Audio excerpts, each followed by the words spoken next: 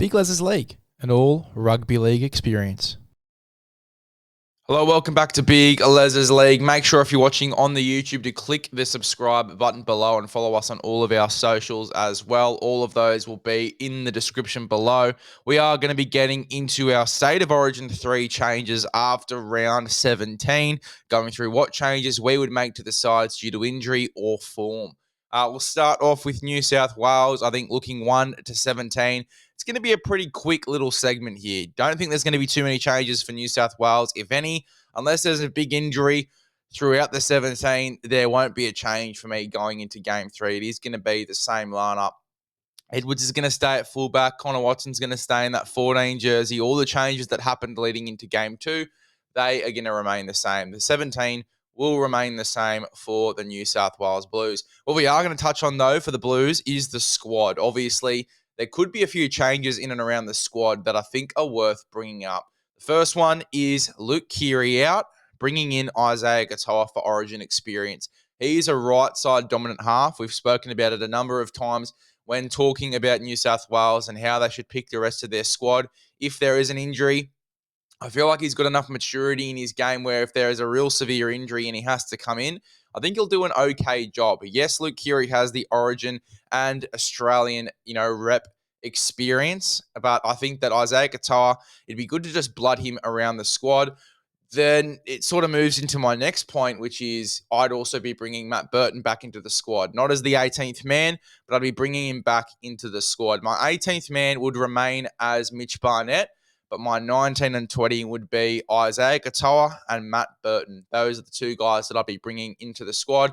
Katoa for experience and Burton to cover pretty much any other position that needs to be filled if there's an injury, whether it be the centers, whether it be, just a guy coming off the bench if there's an injury to one of the bench forwards, anything like that, he can come straight onto the bench and do a job. Matt Burton.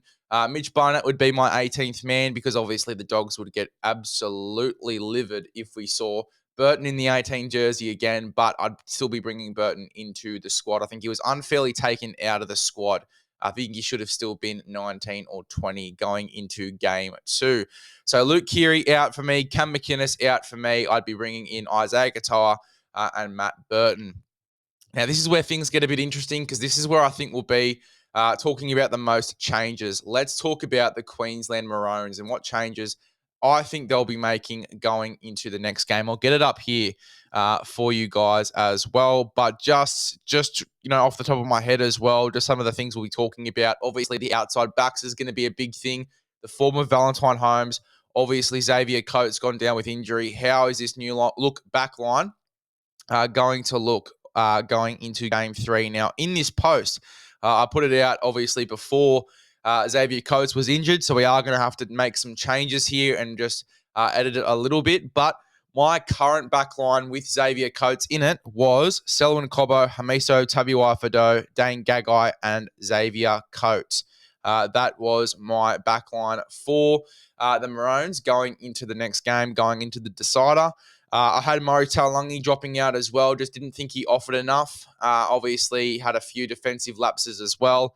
Really got dominated under a guy like Zach Lomax. And I think just in the air for Queensland, they need those two bigger guys there in Coates and Selwyn Cobbo.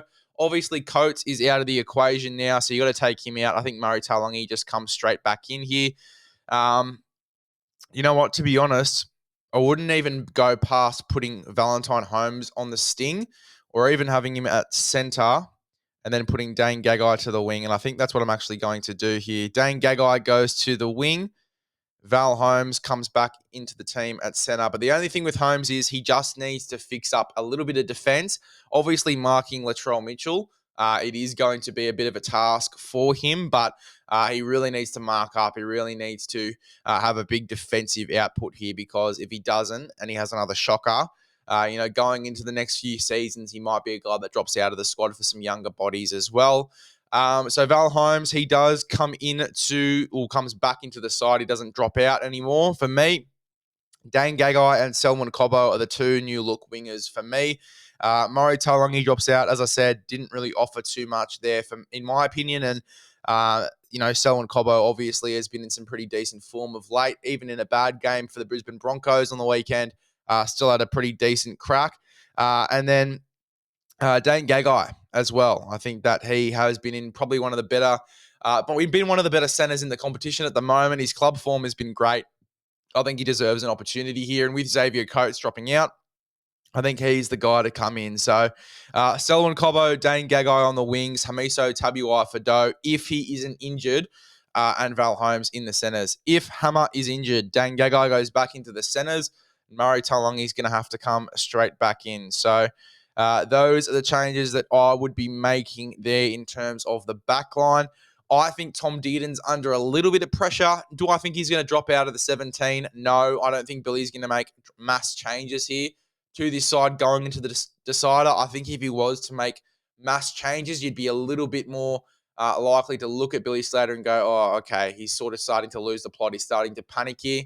If he goes out and rolls the same 1 to 17, which he can't really do because there's a few injuries now, but if he goes out and rolls the exact 17 or very similar 17, I wouldn't be surprised. I don't think there's going to be mass changes here. He's not going to show much sign of panicking. He's going to keep the same team, or at least part of the same team that played in game 2. There'll be a few changes here and there, and I don't think the spine will change very much. I think Tom Dearden keeps his 6 jersey. His defense is just so solid, and he really works that left-hand side quite well. Yes, obviously, he didn't have much success in game 2, but I think that he's going to learn a lot from that, and he's going to come out all the better for it in game 3. So, yeah, Tom Dearden still keeps the number 6 for me. I have got, in terms of the front row rotation, I just think that Ruben Cotter doesn't offer enough in the front row starting to be starting there. I feel like he does get dominated in those first few sets of the game. Doesn't get much go forward at all in the front row there. I think that guy like Christian Welsh, he's been in some pretty solid form at the moment. He's a guy that I think would be coming into the team.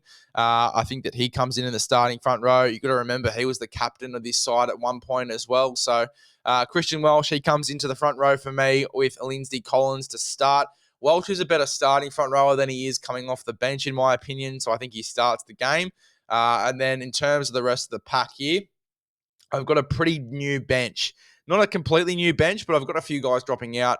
Mo Fotuaika I had dropping out after game 1. Again, I just didn't feel like he offered enough for me off the bench for Queensland. So Mo Fotuaika drops out.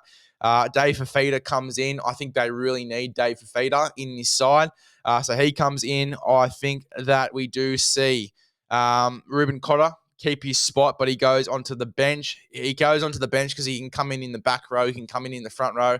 He can fill in at 9 if they need it. If Harry Grant or Ben Hunt go down as well. So having him on the bench, I think, is a little bit better. And then pretty much Connor Watson type play here in jersey number 17. I've gone for Kurt Mann. If he comes back after this suspension, which we'll find out this week, and has a really good crack, I think that he could pretty much lock down a spot in jersey number 17 here as Billy's mystical number 17, who, if there's an injury anywhere from 1 right down to 13, he can come in and do a job. And I think that he's going to provide a little bit more impact and spark around the ruck than you will see from Kurt Capewell, who unfortunately didn't have too much impact coming onto the field. Came on at centre and got absolutely dominated by the attack of the New South Wales Blues, and then went into the back row and pretty much got no go forward when he ran the ball. So I have got Kurt Mann in there over Kurt Capewell. I think that he drops out. I think that's probably the most obvious change going into game 3 for Queensland. So Kurt Mann, he does come into the side here. And yeah, look, that's my big play. I had him in the side in game 1 as well. So bringing him back in, the bench is Harry Grant, Dave Fafita, Ruben Cotter, and Kurt Mann. Wouldn't be surprised if potentially we do see Ruben Cotter drop out. Now, Ruben Cotter's a great player. He's an Origin player, but I think that if they want a bit more size and impact off the bench, Corey Jensen could come into the side. I wouldn't even push past Brendan Piakura making his debut for State of Origin as well. In a jersey 16. I think that he has been in some pretty good club form at the Broncos. He's big enough to fill in the middle. I think that because they've got Dave Fafita there, it'll be more likely a Corey Jensen or another middle. But yeah, Brendan Piakura, I think, is definitely a smoky chance. My reserves for Queensland would be Brendan Piakura, Ezra Mam, and then I'd also have in there, since Valentine Holmes comes back into the side, For the injured Xavier Coates, in my opinion, I would then go in jersey number 20, Corey Jensen. As a front rower, just to blood him into that Queensland squad, but also as a bit of a smoky to get into the 17 as well. So reserves, Brendan Piakura, Ezra Mam, and Corey Jensen.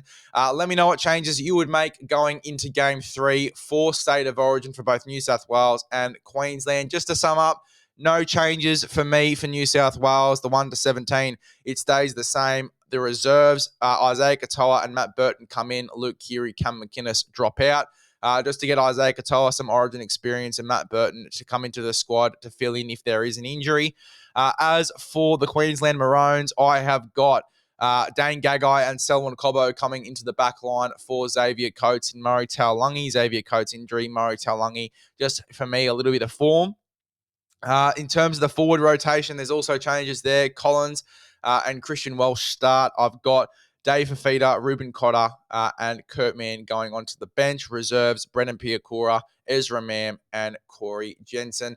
Let me know what changes you would make. I think another smoky for Queensland as well could be Sam Walker. If Tom Dearden is under pressure, Sam Walker's very likely to be in the squad, or Ezra Mam might come in and be that sparky guy. We'll have to wait and see. On those two guys and their club form. Sam Walker's club form has been absolutely outstanding, but would he handle the Origin Arena? I'm not too sure defensively. But let us know what changes you would make for both sides going into Game 3. Those are your changes, in my opinion, after round 17.